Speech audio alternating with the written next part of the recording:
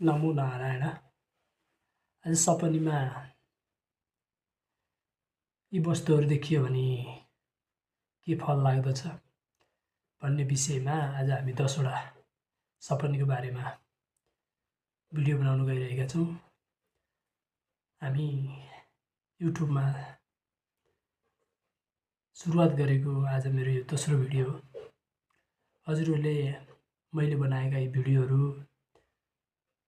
अवश्य पनि मन पराइदिनुहुनेछ भन्ने अपेक्षा गर्दै हामीलाई सब्सक्राइब गर्न पनि नबिर्सिनुहुन सविनम्र अनुरोध गर्दै आज हामी यी 10वटा के सपनीहरू देखियो भनेदेखि के फल बन्दछ भन्ने विषयमा हजुरहरूलाई जानकारी दिन गइरहेका छौँ।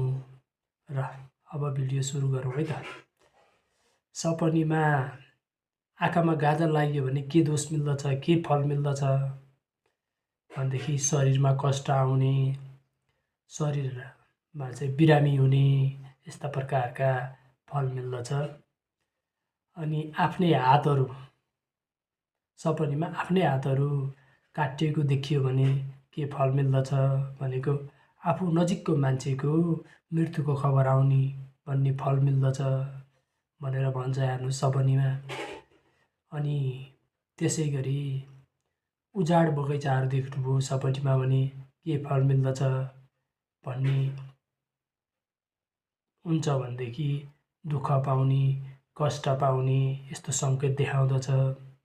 सपनामा बाख्रा देख्नुभयो भने के हुन्छ भनेदेखि शत्रुहरूको साह्रै डर हुन्छ, शत्रुहरू चाहिँ तपाईँमाथि लागिरहेका हुन्छन् भन्ने जानकारी गराउँदछ।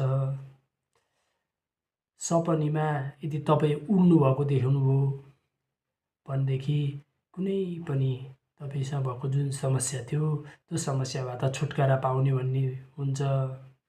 हेर्नुहोस्, सपनीमा बन्द ढोका देख्नुभयो भने तपाईँको धनको नाश हुन्छ। यदि तपाईँले सपनीमा बन्द ढोका देख्नु भने त्यसको अवश्य पनि धनको नाश भन्ने जान्नुहोस्, बुझ्नुहोस्। यदि फलफुलको झुप्पा देख्नुभयो सपनीमा भनेदेखि छिटो धन प्राप्ति हुन्छ भनेको आकस्मिक धन प्राप्ति गर्ने योग छ भन्ने कुरो हुन्छ। सपनीमा बिरालो देख्नुभयो भनेदेखि धनको नाश हुन्छ। ल हेर्नुहोस् है, सपनीमा सेतो बिरालो देख्नुभयो भनेदेखि नि धनको नाश हुन्छ। सपनीमा तपाईँ चिल उडेको देख्नुभयो भनेदेखि तपाईँहरूको शत्रुहरू सबै नाश हुन्छन्